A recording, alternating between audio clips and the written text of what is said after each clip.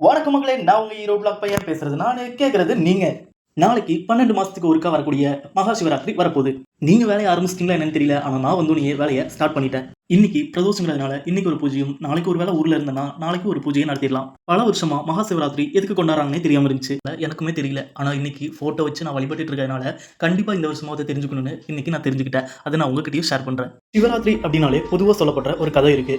வேட்டைக்காரன் ஒருத்தன் காட்டுக்குள்ள போயிட்டு விலங்குகளை வேட்டையாட நினைக்கிறான். அன்னைக்கு இருட்டாயிருச்சு. ஆனாலும் எந்த விலங்குமே சிக்கல. வேட்டையாடாம வீட்டுக்கு போகக்கூடாது அப்படிங்கிற வைராக்கியத்தினால அவன் அன்னைக்கு காட்டிலே தங்கறதுக்கு முடிவு பண்றான். அதனால காட்டுல இருக்கிற ஒரு மரத்து மேல ஏறி படுத்துக்கிறான். அந்த மரம் ஒரு வில்வ மரம். பசிலையும் வேட்டையாடணுங்கிற எண்ணத்திலையும் அவருக்கு தூக்கமே வரல. மேலே இருந்த வில்வ இலைகளை பறிச்சு கீழே போட்டுட்டு இருக்கான். ஒன்னொன்னா கீழே எதிர்பாராத விதமா ஒரு சிவலிங்கம் இருக்கு. வில்வ இலை ஒவ்வொன்றும் அந்த ராத்திரி முழுக்க சிவலிங்கத்துக்கு மேல விழுகுது. சிவபெருமானுக்கு பிடிச்ச வில்வ இலையால இரவு முழுக்க அவருக்கு பூஜை பண்ணியிருக்கான். அதுவும் இல்லாமல் அவன் பசி தூக்கத்தினால இருந்ததுனால அதை அவர் விரதமாக எடுத்துக்கிட்டு அவனுக்கு நேரில் தோன்றி காட்சியும் தராது. இது மட்டும் இல்லாமல் சிவராத்திரி அப்போதான் நிறைய மகிமைகளை மகேசனான சிவபெருமான் நிகழ்த்தியிருக்காரு. அதெல்லாம் சரி, இப்போ நம்ம கதைக்கு வருவோம். நான் போயிட்டு அரளிப்பூ, அதுக்கப்புறம் எருக்கும்பூ கொண்டு வந்து சிவனுக்கு மாலையாக போட்டேன். அதுக்கப்புறம் அருகம்புல்லை பறித்து அதையுமே விநாயகருக்கு கட்டி போட்டிருக்கேன். செவந்தி பூவை விநாயகருக்குமே வச்சிருக்கேன். இதில் செவந்தி பூ மட்டும்தான் அமௌண்ட்டுக்கு வாங்குது. மித்ததெல்லாம் நம்ம வீட்டுக்கிட்ட இருந்து பொறிச்சிக்கிட்டது. வீட்டில் ஏற்கனவே ஒரு பஞ்சகஜம் இருந்துச்சு. அதை விநாயகருக்கு இன்னைக்கு சாத்திடலாம் அப்படின்னு சொல்லிட்டு அதையுமே சாத்தியாச்சு.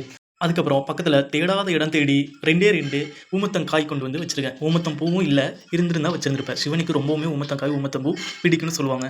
அப்புறம் சாமிக்கு சந்தனம் குங்குமத்தை வச்சுட்டு தலவாழை இலை போட்டு பொங்கல் ஏற்கனவே வச்சுருந்தேன். அதையும் வச்சிடலாம் அப்படின்னு சொல்லிட்டு தேங்காய் வீட்டிலேருந்து பறிச்சுக்கிட்டேன். வாழைப்பழம் வாங்கிட்டு வந்திருந்தேன். அதுக்கப்புறம் லெமன், இது எல்லாமே வந்து ஒவ்வொன்றா வந்து இலையில அடுக்கிட்டு இருந்தேன்.